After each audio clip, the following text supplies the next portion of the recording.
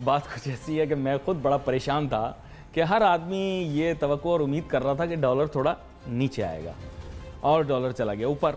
America की currency है US dollar. US dollar China की करेंसी नहीं है।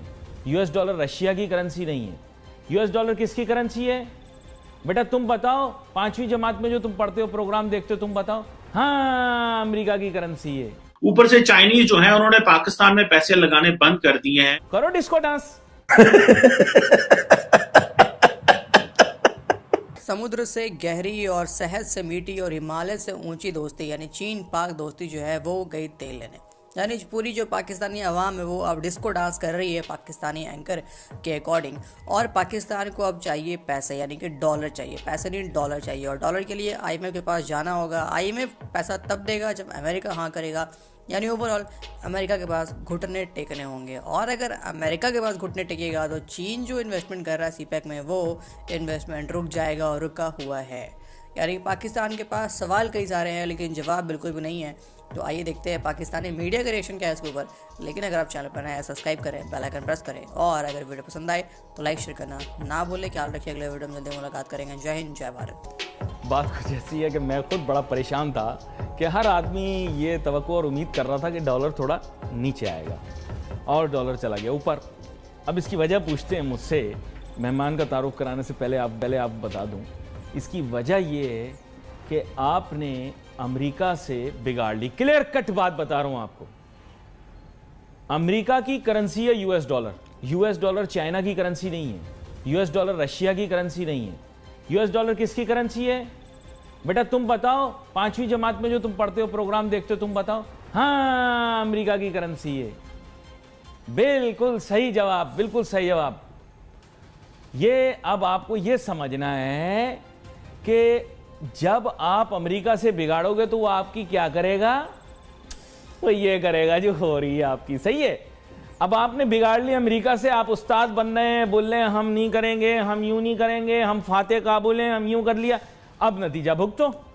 खरीदना फिर पेट्रोल 250 रुपए का, करो डिस्को डांस। पेट्रोल खरीदते हुए ना, जब वो डाल रहा हो ना पेट्रोल, तो उसको बोलना नहीं हम नहीं डलवाएंगे। बिल्कुल जैसे अमेरिका को बोला था ना, नहीं हम नहीं करेंगे।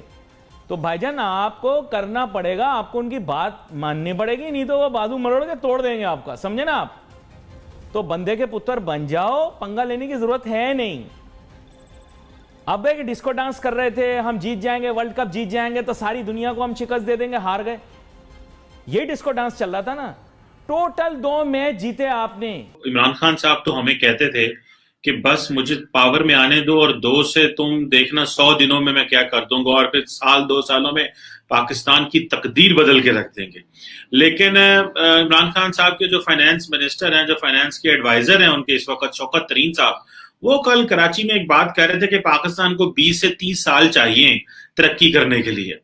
और कहा जी कि अगर हम इसी तरह ग्रोथ करते रहे, अब इसी तरह ग्रोथ करने से क्या मुराद है कि अगर हम 2% से ग्रो करते रहे, अगर 2% जीडीपी ग्रोथ रेट है हमारा, या 3% है, या अभी कह रहे हैं कि 4% चला जाएगा, तो अगर 3 से 4% पे ग्रो करेंगे तो जितनी हमारी आबादी हो रही है अगले 20 सालों में, हमने जो एक बड़ा मार्क 25 करोड़ 30 करोड़ पे हमने पहुंच जाना है। 25 करोड़ तो ऑलरेडी हम हैं, जो 30 करोड़ का हमने मार्क अचीव करना है थोड़े सालों में ही। और हमें लाखों नौकरियां हर जो है वो साल चाहिए। तो इस ग्रोथ, इससे हम कैसे ऊपर जाएंगे? सो इससे मुराद ये है कि जो पाकिस्तान की जो फॉरेन डायरेक्ट इन्वेस्टमेंट है वो तो बड़ी कम है। कहा जाता है कि जो इकोनॉमिक फंडामेंटल्स होते हैं जो सस्टेनेबल ग्रोथ के लिए और डेवलपमेंट के लिए, वो पाकिस्तान में नहीं है। और मैं पाकिस्तान के एनर्जी मिनिस्टर को सुन रहा था, और पाकिस्तान के एनर्जी मिनिस्टर ने बड़ा खुल्लम खुल्ला कहा। उन्होंने कहा जी पाकिस्तान में इस वक्त जो गैस का बुहरान इतना शदीद होगा इस दफा कि आपको जो घर के लोग हैं, घरों में जो इस्तेमाल करते हैं गैस, उनको गैस सिर्फ दोपहर को, सुबह और शाम को मिलेगी। मतलब वो बस चाय, थोड़ा थोड़ा नाश्ता खाना बना लो और उसके बाद आप लोगों को गैस मुहैया नहीं की जाएगी। अब ये देखना है, एक तरफ आपके पास यूरोपियन यूनियन प्रेशराइज कर रही है जीएसपी प्लस स्टेटस के हवाले से, टीएलपी आपको प्रेशराइज कर रही है फ्रेंच एम्बेसडर निकालने से, और तहरीक तालिबान के साथ जो मुज़ाकरात हो रहे हैं वो कॉन्स्टिट्यूशन के दायरे में नहीं है। वो जो डिमांड्स तहरीक टीटीपी वाले कर रहे हैं वो पाकिस्तान की कॉन्स्टिट्यूशन में उन डिमांड्स की कोई गुंजाइश नहीं है। तो हम फॉरेन इन्वेस्टर को किस तरह लेके आएंगे यहाँ पे, और कैसे कहेंगे IMF हमारी बात नहीं मान रही और वो कह रही है कि हाँ जो स्टेट बैंक ऑफ पाकिस्तान है हम उनको ऑटोनॉमी नहीं दे सकते। वो स्टेट बैंक ऑफ पाकिस्तान वैसे ही काम करेगा जिस तरह IMF कहेगा। स्टेट बैंक ऑफ पाकिस्तान अपनी मदद आपके तहत काम नहीं कर सकता, वो अपना प्लान तैयार नहीं कर सकता पाकिस्तान के लिए। ऊपर से चाइनीज जो है उन्होंने पाकिस्तान में पैसे लगाने बंद कर दिए हैं और उन्होंने और रिसेंटली जो चाइना पाकिस्तान इकोनॉमिक कॉरिडोर के जो नए हेड हैं खालिद मंसूर साहब, उन्होंने भी ये कहा, ठीक है जी, कि जी चाइना जो है वो ऑब्स्टैकल्स को रिमूव करे, जो एनर्जी और इंफ्रास्ट्रक्चर प्रोजेक्ट्स हैं जो कि तकरीबन 12 अरब डॉलर के प्रोजेक्ट्स हैं। अब ये बेसिकली उन्होंने खत लिखे हैं चाइनीज को और कहा है कि जनाब जो चाइना की एक नेशनल डेवलपमेंट रिफॉर्म कमीशन को खत गए हैं और कहा गया है कि जनाब ये बैरियर्स को रिमूव करें। अब वो क्या कहते हैं, वो कहेंगे हम क्यों रिमूव करें, आप भी अपने हिस्से का शेयर डालें। तो इसमें जो ML1 और जो रेलवे के प्रोजेक्ट थे और जो एनर्जी प्रोजेक्ट्स थे, ये तकरीबन मेरा ख्याल है एनर्जी प्रोजेक्ट्स तो कोई $5 बिलियन से ज्यादा थे और जो ML1 जो हम रेलवे लाइन बिछाना चाह रहे हैं वो तकरीबन $6.8 बिलियन की है। और उन्होंने मेरा ख्याल है कि इस हवाले से नो ही कही हुई है फिलहाल, इसमें कोई ब्रेक थ्रू नहीं है। पाकिस्तान हम उन्हें खत लिखे और वो खत का जवाब चाइनीज नहीं दे रहे। चाइनीज सारी बात है वो अपनी 2+2 4 कैलकुलेशन करते हैं, उनको आपसे क्या गर्ज है। माजी में जो उन्होंने CPEC को बनाना था, BRI में आपकी सपोर्ट चाहिए थी, वो उन्होंने ले ली। जफर पराचा साहब, उल्टी हो गई सब तदबीरें। पिछली दफा हमने फैक्ट्स की बुनियाद पे बात की और फैक्ट्स की बुनियाद पे आपने बताया कि कोई ऐसे शुमारियात नहीं, कोई खतरनाक बात नहीं, डॉलर की वैल्यू कम हो जाएगी। लेकिन डॉलर ने बाउंस बैक मारा, अवाम भी परेशान, लोग भी परेशान, समझ नहीं आई। असल में हमारे साथ हाथ हो गया, IMF के साथ इनकी बात पक्की नहीं हुई थी, इन्होंने बेवजह शोर मचा दिया। क्या कहते हैं आप? जी जी, शुक्रिया आपका जनाब। देखिए जनाब, बात यह है कि जैसे मैंने आपसे पहले कहा था कि डॉलर जो है उसके बढ़ने की वजूहात हमारे हिसाब से नहीं है। जितने भी हमारे इकनॉमिकल इंडिकेटर्स हैं जो हमको बताए जाते हैं वो सब बेहतरीन हैं। उस हिसाब से डॉलर मेरे हिसाब से 155-60 से ऊपर नहीं होना चाहिए। जैसा कि कल हमारे वज़ीर ख़जाना साहब ने कहा एक तकरीर में कि डॉलर इस वक्त 168 से ऊपर नहीं होना चाहिए। जैसे ही सऊदी गवर्नमेंट ने ग्रैंड का ऐलान किया, आपने देखा कि हमारे यहाँ इंटर बैंक के अंदर डॉलर 4 से 5 रुपये नीचे हो गया।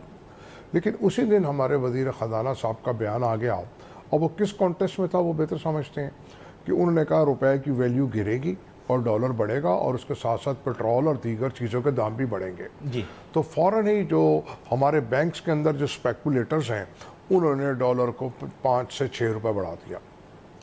अब वो जब बढ़ गया डॉलर तो अब उन्होंने कल बयान दिया कि जी हम उनके ख़िलाफ़ कार्रवाई करेंगे। लेकिन थोड़ी सी उनकी जो डायरेक्शन है ये गलत है कि वो जो कार्रवाई करते हैं वो एक्सचेंज कंपनीज के ख़िलाफ़ करते हैं, जबकि होनी चाहिए कार्रवाई बैंक्स के ख़िलाफ़। क्योंकि जो बैंक में जब रेट बढ़ता है तो ओपन मार्केट में बढ़ जाता है और जब बैंक में कम होता है तो ओपन मार्केट में कम हो जाता है। तो सर एक बात तो ये है। दूसरी बात यह है कि डॉलर बढ़ने की एक मेन वजह यह है कि जो हमारे IMF के साथ मुज़ाकरात हैं वो मुकम्मल नहीं हो पा रहे हैं। जैसे आपने फरमाया कि अमेरिका नाराज़ है या ये, दरअसल हमारी जो है कि हमारी जो जोग्राफियाई पोजीशन है वो भी हमारे लिए एक मुसीबत है। हमारे इधर अफ़गानिस्तान है, इधर इंडिया है, इधर चाइना बैठा है, CPEC है। तो अब हम CPEC जब चला रहे हैं तो दुनिया उसके ख़िलाफ़ जा रही है, क्योंकि चाइना के साथ जाना अमेरिका को और यूरोपियन कंट्रीज़ को खटकता है।